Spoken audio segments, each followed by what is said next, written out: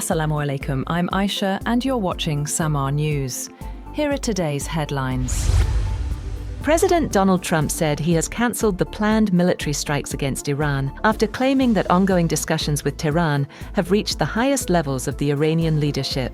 In a post on Truth Social, Trump said the scheduled bombings were called off after key issues received approval from multiple regional stakeholders, including Pakistan, Saudi Arabia, the UAE, Qatar, Turkiye, Bahrain, Kuwait, Jordan, and Egypt. However, he added that the US naval blockade would remain in place until a final agreement is concluded, with details of a signing ceremony to be announced later.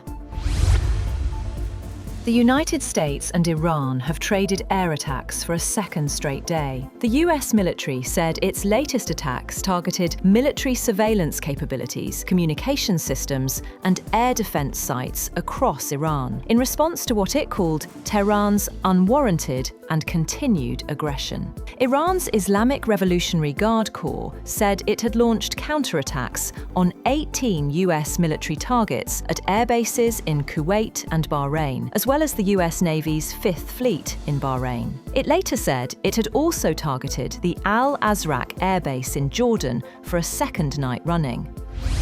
The US President Donald Trump warning of further strikes if Tehran does not agree to a peace deal. Despite the escalation, Iranian sources say diplomatic contacts have intensified, with both sides reportedly exchanging messages on the details of a preliminary memorandum following a political understanding. According to sources, remaining issues include the mechanism for releasing billions of dollars in frozen Iranian assets, even as negotiators continue discussions aimed at de-escalation. Meanwhile, a senior Iranian lawmaker has accused the United States of being unable to make clear decisions as tensions continue, despite efforts to revive diplomacy. Head of the National Security Committee in Iran's parliament, Ebrahim Azizi, made the remarks as indirect talks between Washington and Tehran reportedly intensify following recent exchanges of attacks in the Gulf. According to sources familiar with the negotiations, key sticking points remain unresolved, including the release of billions of dollars in frozen Iranian assets.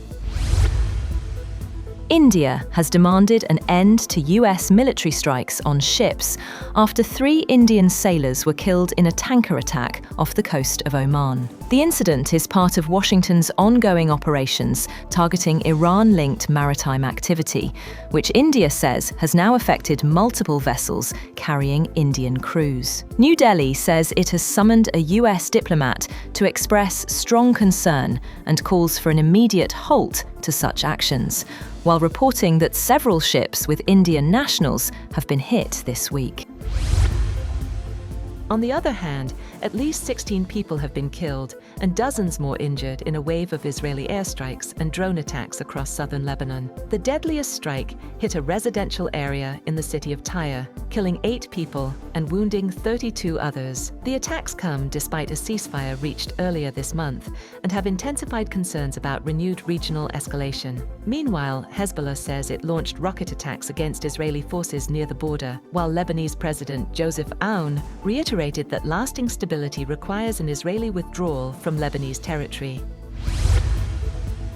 Bill Gates has told members of Congress that he did not fully understand the extent of Jeffrey Epstein's crimes when he associated with the late convicted sex offender to raise money for his philanthropic foundation. Gates also testified that he never witnessed any criminal conduct from Epstein. He accused Epstein of blackmailing him over his extramarital affairs. The billionaire's testimony concerned his contacts with the convicted sex offender, who ensnared women and girls from poor or unstable backgrounds.